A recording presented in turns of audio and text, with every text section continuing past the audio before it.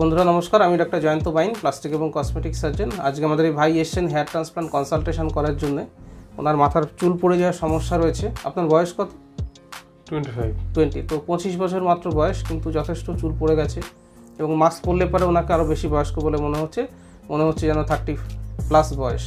তো জাস্ট দেখিয়ে দিই ওনার মাথার এখন পরিস্থিতিটা কীরকম, এবং তারপরে ওনার সঙ্গে এবং ওনার বন্ধু এসেছেন, ওনাদের সঙ্গে যে আলোচনাগুলো হচ্ছে সেগুলো আমরা আপনাদেরকে শোনাবো।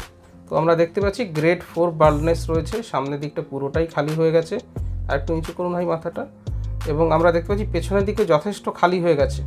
এই যে মাথার চুলের ভেতর দিয়ে আমরা স্কিনটাকে দেখতে পাচ্ছি, তার মানে এখানে ডেনসিটি কিন্তু 30-এর কম হয়ে গেছে। হেয়ার ডেনসিটি 30-এর কম যখন চলে যায় তখন চুলের ভেতর দিয়ে মাথার স্কিনটাকে দেখা যায়, তখন আমরা বলি যে চুল পাতলা হয়ে গেছে।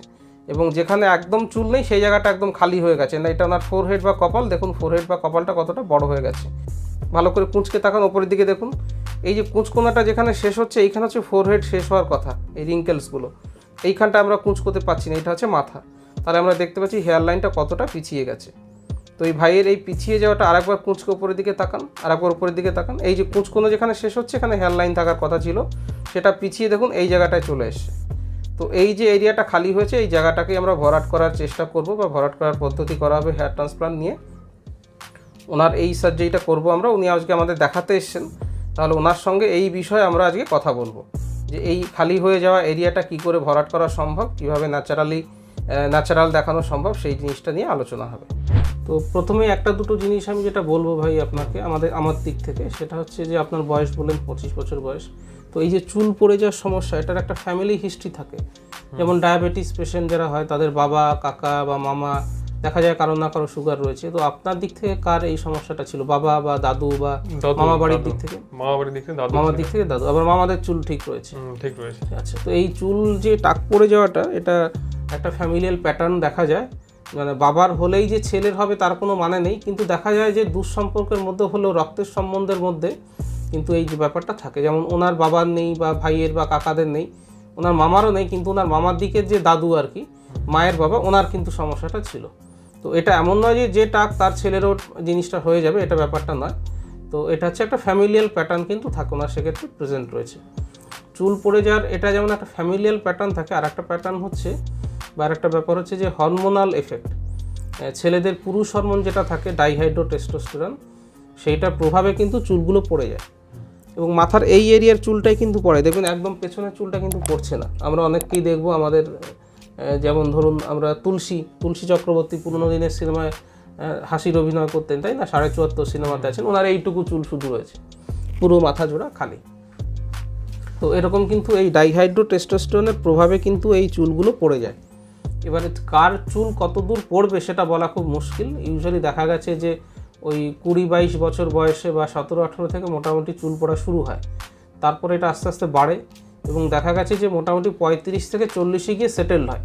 মানে 40 বছর অবধি চুল ভালো ছিল, তারপরে চুল পড়া শুরু হয়েছে, এটা খুব রেয়ার। বিশেষ অসুখ টসুখ না হলে পরে এই ব্যাপারটা হয় না। যাদের চুল পড়ে তাদের মোটামুটি 25 থেকে 30-35 এর মধ্যেই কিন্তু যথেষ্ট পরিমাণে চুল পড়ে যায়। তো আর এই বয়সটা যেহেতু একটা যুবকের সব থেকে যৌবনের বয়স আর কি, 30 বছরের কাছাকাছি, তখন চুল পড়ে গেলে স্বাভাবিকভাবে তাকে একটু বয়স্ক বা বৃদ্ধ বলে মনে হয়। এটা একটা মেন্টাল হচ্ছে একটা চাপের ব্যাপার, তাই না? আচ্ছা, আর চুল পড়াটা কিন্তু ভাই আর একটা ব্যাপার হচ্ছে এটা কোনো অসুখ নয়। যেমন ধরুন আপনার গলস্টোনে পাথর হলো, এটা একটা অসুখ, বা আপনার সুগার হলো, এটা একটা অসুখ, বা অ্যাক্সিডেন্ট হয়ে কার হাত ভেঙে গেল, সেটাও একটা অসুখ, হঠাৎ হলো অসুখ আর কি। চুল পড়ে যাওয়াটা অ্যাজ অসুখ নয়, এটা হরমোনের প্রভাবে পড়ে যায়। এবার হরমোন তো পুরুষদের থাকা দরকার তার পৌরুষের কারণে, সুতরাং সেটা তো বন্ধ করা সম্ভব নয়।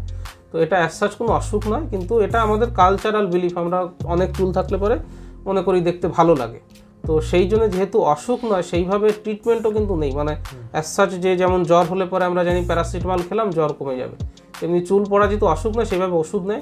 বেশ কিছু ওষুধ আছে যেগুলো দিলে পরে চুল পড়াটা কিছুটা কমিয়ে দেয়, যেমন মিনক্সিডিল, ফিনেস্টাইড। তো এই মিনক্সিডিল, ফিনেস্টাইড নিয়ে আমার আলাদা ভিডিও আছে, আপনারা সেগুলো দেখবেন। আমরা এই আজকের দিন আপনাকে আলোচনা করব যে এই ফাঁকা হয়ে জায়গাটা কি করে আমরা ম্যানেজ করব। হেয়ার ট্রান্সপ্লান্টের ভিডিও, হেয়ার ট্রান্সপ্লান্টের রেজাল্ট, সার্জিক্যাল টেকনিক, সার্জিক্যাল রুমের মধ্যে কি করে সমস্ত কিছু মেনটেন করতে হয়, এগুলো নিয়ে অনেক এডুকেশনাল ভিডিও আমার ইউটিউব চ্যানেলে দেওয়া রয়েছে, সেগুলো আপনারা দেখবেন, দেখলে অনেক ইনফরমেশান পেয়ে যাবেন। আর হেয়ার ট্রান্সপ্লান্ট যদি করতে চান তাহলে ডোনার এরিয়ার ফটো, যেখানে চুল রয়েছে, যেখানে খালি হয়ে গেছে পাঠিয়ে দেবেন। আমি দেখে আপনার কতগুলো গ্রাফট লাগবে, কত খরচ হবে, কি করে যোগাযোগ করবেন, কি কি প্রক্রিয়া করতে হবে, সমস্ত ডিটেলস বলে দেবো। ভিডিওটা ভালো লাগলে লাইক করবেন, শেয়ার করবেন, চ্যানেলটাকে সাবস্ক্রাইব করবেন। ভিডিওটা দেখার জন্য ধন্যবাদ, নমস্কার।